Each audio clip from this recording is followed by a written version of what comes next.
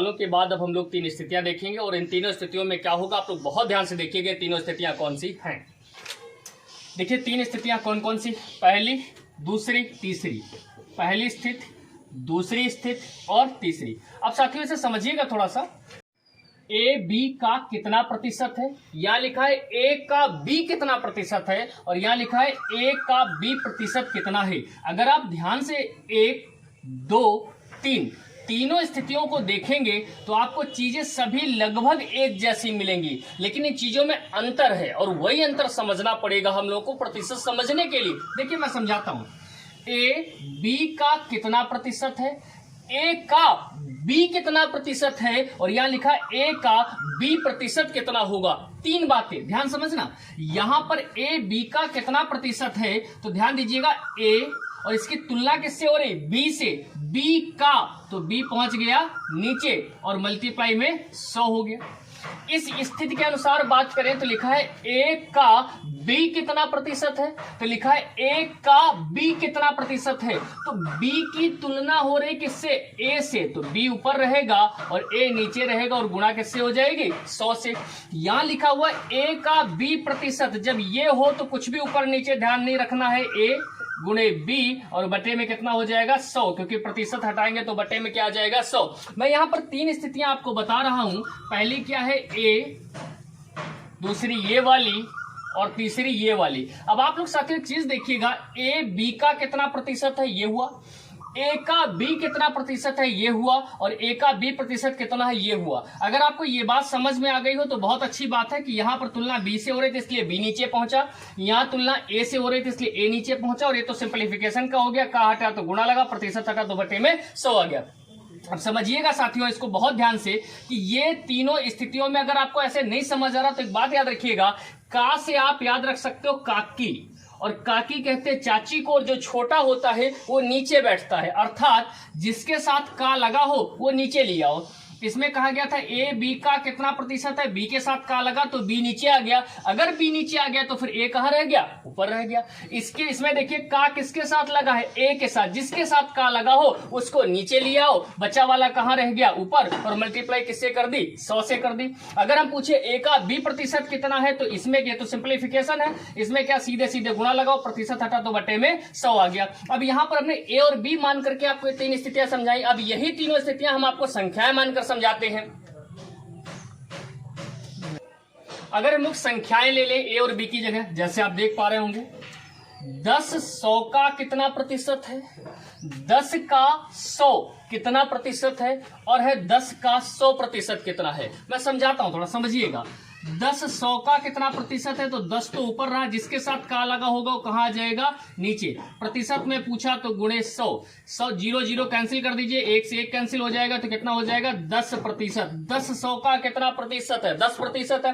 वैसे भी कोई चीज 100 पर जब निकाली जाती है तो वही प्रतिशत हो जाता है। अब यहां पर देखिए कह रहा 10 का 100 कितना प्रतिशत है, दिमाग मत लगाइए, का किसके साथ लगा, 10 के साथ, तो 10 तो नीचे पहुंच गया, बची वाली संख्या ऊपर आ गई। प्रतिशत में पूछा इसलिए 100, 0 0 काट दीजिए तो कितना हो जाएगा 1000 प्रतिशत, कितना हो जाएगा 1000 प्रतिशत। अब यहां पर समझिए क्या लिखा है, ये सिंप्लीफिकेशन मैंने बताया था, केवल क्या करना, 10 ऐसे का की जगह गुणा, 100 ऐसे, प्रतिशत हटाएंगे तो बटे में 100, 100 से 100 कट जाएगा, आंसर कितना आ जाएगा 10, यानी 10 का 100 प्रतिशत कितना होगा, 10 ही होगा। उम्मीद है ये तीनों बातें आपको समझ में आई होंगी। तीनों स्थितियां इसलिए भी समझना जरूरी होगा क्योंकि आपको यह अंतर पता होना चाहिए कि का कहां पर लगा होगा तो स्थितियां कैसे मुड़ सकती हैं। इसी के साथ हम लोग कुछ छोटे छोटे सवालों को देख लेंगे। देखिए छोटे छोटे सवालों में जैसे एक छोटा सा सवाल आपके सामने है कि 5:4 किसके बराबर है। तो हम सब जानते हैं 5 ऐसी, अनुपात का मतलब बटे 4 किसके बराबर है, और फिर विकल्पों में क्या लगा है, प्रतिशत लगा है, यानी प्रतिशत में बदलना है। तो मैंने सिखाया था, आप क्या करिएगा 100 से गुणा कर दीजिएगा, 4 1 4, 4 दूनी 8, 2 बचे 20, 4 पंचे 20, 25 पंचे 125 प्रतिशत, 125 प्रतिशत सवाल का क्या हो जाएगा जवाब। एक और छोटा सवाल देख लेते हैं। देखिए एक और सवाल देख लेते हैं। लिखा 6:5 किसके बराबर है और आपको विकल्प दिए गए हैं। विकल्प सभी आपके प्रतिशत में है, जवाब आपको किसमें देना है, प्रतिशत में देना है। तो 6:5 माने 6/5, प्रतिशत में बदलना है तो किससे गुणा कर देंगे 100 से। 5 1 5, 5 दूनी 10, 6 से गुणा कर देंगे तो 6 दूनी 12, 1 0 ऐसे, तो कितना हो जाएगा 120 प्रतिशत, यानी ऑप्शन नंबर सी आपका बिल्कुल सही जवाब होगा। एक और छोटा सा सवाल देख लेते हैं। लिखा है 1000 का 10% होगा। तो अब यहां पर 1000 का 10% पूछा हो, किसी का भी 10%, जैसे मान लो 1,0,0,0,0। अब हमने यहां पर लिख दिया 1,00,000, वो पूछ ले 10%, आप कुछ ना करो, इधर से 1 0 हटा दो, बस कह दो साहब 10,000, इसका क्या हो गया 10%। वो पूछ ले 1370 का 10% बताओ, आप कुछ मत करो भैया, 1 0 हटा दो, कह दो 137। वो पूछ ले 1250 का 10% कितना होगा, आप 1 0 हटा लो, कितना हो जाएगा 125। वो आपसे पूछ ले 310 का, तो आप 0 हटा दो, को 31। लेकिन वो पूछ ले आपसे 125 का 10%, कुछ मत करो, अंत में 0 हो तो 0 हटा दो, अगर 0 नहीं है तो एक संख्या के बाद दशमलव लगा दो, बस 125 का क्या हो जाएगा 12.5। वो पूछ ले 372 का 10%, तो आप एक संख्या बाद दशमलव लगा दो, 37.2। अब इस सवाल में कहा गया आपके कि 1000 का 10%, 1 0 हटा दो, तो कितना बचेगा 100। छोटे छोटे सवाल है लेकिन सिखाने का प्रयास कर रहा हूं। इस क्वेश्चन को भी देख लेते हैं। लिखा है 1000 का 25% का 1% का 1% होगा।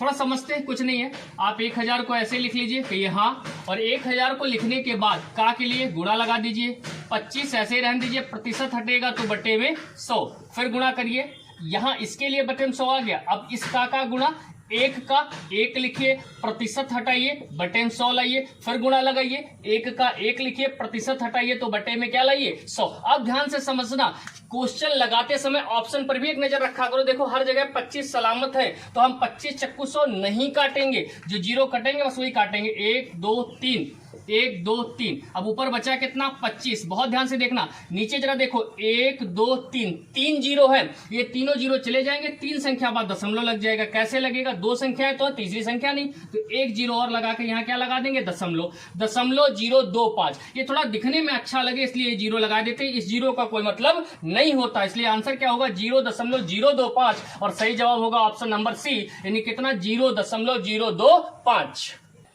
इस प्रश्न को देख लेते हैं। लिखा है 50 का 860% प्लस 860 का 50% किसके बराबर होगा। कुछ मत करिए, 50 को ऐसे लिखिए, का की जगह गुणा लगाइए, 860 लिखिए, प्रतिशत हटाएंगे तो बटे में क्या लाइए 100 लाइए, प्लस 860 लिखिए, का की जगह गुणा लगाइए, 50 बटे में कितना लाएंगे 100। आप पूछिए सर ये बटे में 100 क्यों आए, प्रतिशत हटाया, 1 2 1 2 1 2 1 2, 2 0 यहाँ कट गए, 2 0 यहाँ कट गए। ध्यान देना, 5 6 30 का 0 हासिल लगे 3, 5 8 40 3 43, प्लस 5 6 30 का 0 हासिल लगे 3, 5 8 40 3 43, 430 और 430 जोड़ के कितने हो जाएंगे 860, और आपके सवाल का सही जवाब भी क्या हो जाएगा 860।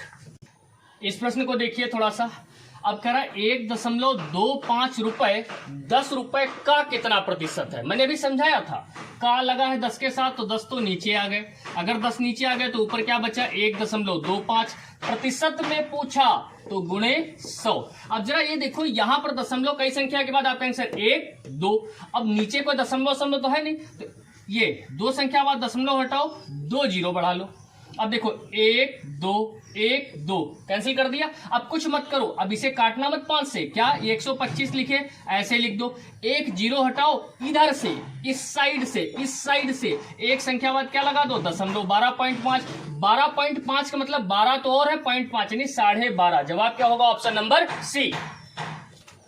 अब देखिए सवाल को थोड़ा देख लेते हैं। 1.14 को 1.9 के प्रतिशत के रूप में व्यक्त कीजिए।